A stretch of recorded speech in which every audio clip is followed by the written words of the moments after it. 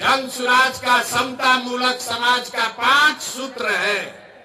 नौकरियों में आरक्षण जो है वो बना रहे, लेकिन साथ साथ जनसंख्या के आधार पर राजनीतिक भागीदारी मिलना ही चाहिए। तो अति पिछड़ा समाज को जन सुराज से 70 सीट, विधानसभा में 70 सीट अति पिछड़ा समाज को दिया ही जाएगा।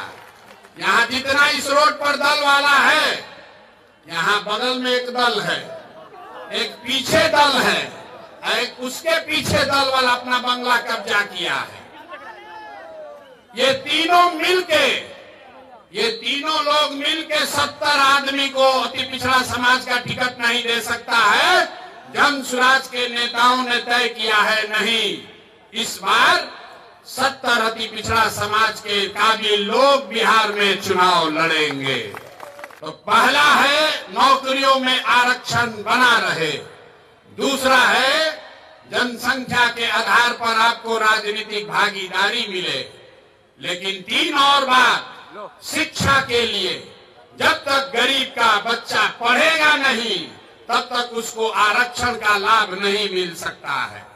इसलिए जन सुराज ने कहा है, जब तक सरकारी शिक्षा की व्यवस्था सुधरे नहीं, कैसे कि लालू नीतीश ने यहाँ शिक्षा व्यवस्था इतना खराब कर दिया है, इसको सुधारने में बरसों लगेंगे।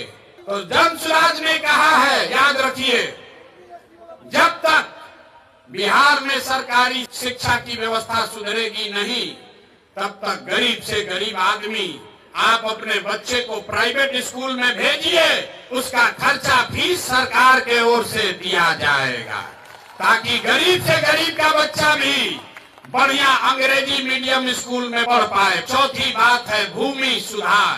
पूरे देश में 100 में 38 आदमी भूमिहीन है।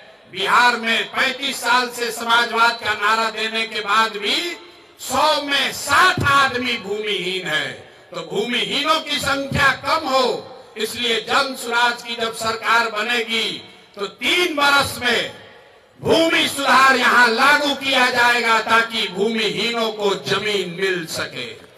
ये जन सुराज का समता मूलक समाज बनाने का चौथा आधार है।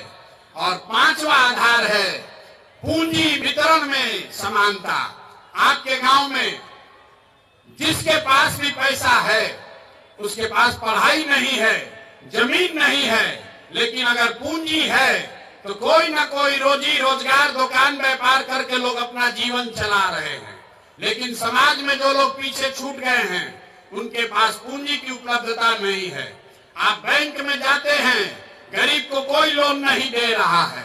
तो जन सुराज के समता मूलक समाज का 5वां आधार है पूंजी के वितरण में समान